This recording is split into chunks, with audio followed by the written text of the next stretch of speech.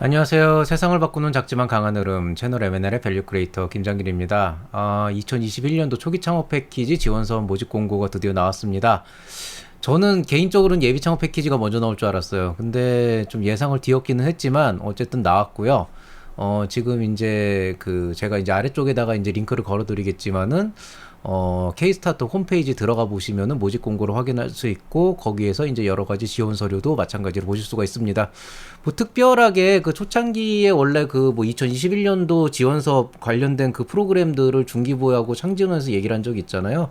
그쪽에서 크게 달라진 거는 없어요. 뭐 지원 예산 자체는 뭐 여러분한테 중요한 건 아니고 한 950개쯤 뽑는다 그랬는데 실제 뽑는 건 900개사 정도로 좀 줄었고요. 평균 한 7천만 원 정도, 이것도 작년하고 거의 비슷한 상황입니다. 일반 분야를 한 800개사 정도 뽑고 그 다음에 그린 분야 쪽을 아마 제 생각엔 뉴딜이나 이런 걸로 좀 뽑아놓은 것 같은데 각각 50개사씩 100개 정도로 뽑습니다.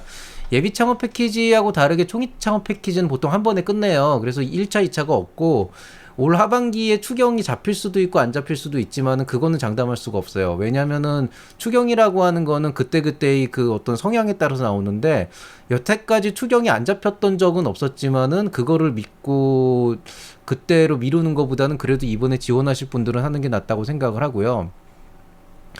일단 신청 자격을 봐야 되는데 신청 자격은 이렇게 돼 있어요. 중소기업 기본법 제2조 1항에 따른 중소기업의 대표자이자 중소기업 창업지원법 제2조 제2의 3호에 따른 초기 창업자, 그리고 2018년도 3월 26일에서 21년도 3월 25일에 창업한 기업회 대표자.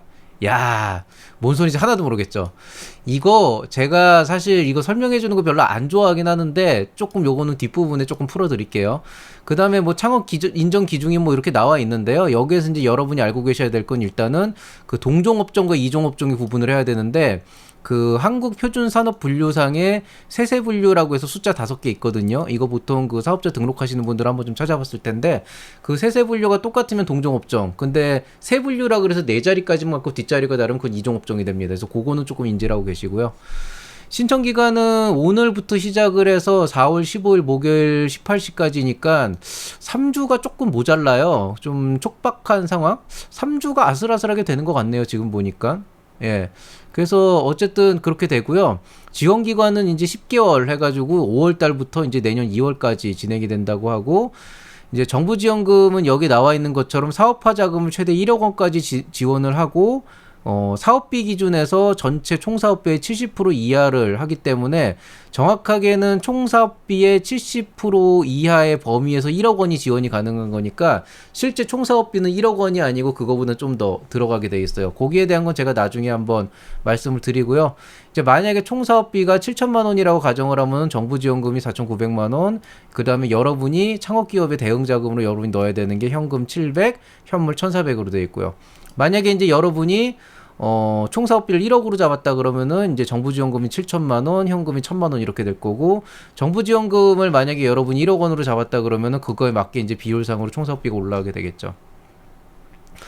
이거를 되게 많이 물어보시는데 뭐 늘 말씀드리지만 제가 뭐 여기 관계자도 아니고 이거 만든 사람도 아닌데 맨날 저한테 왜 물어보는지 모르겠어요. 근데 설명은 해드릴게요. 자, 이번에는 조금 워낙 질문이 많아서 그런지 굉장히 표로 정리를 잘해서 나오긴 했는데요. 간단하게 얘기해서 여러분의 사업 상황은 여러분이 인지하고 못할 뿐이지 여기 이 기준에 무조건 들어갑니다.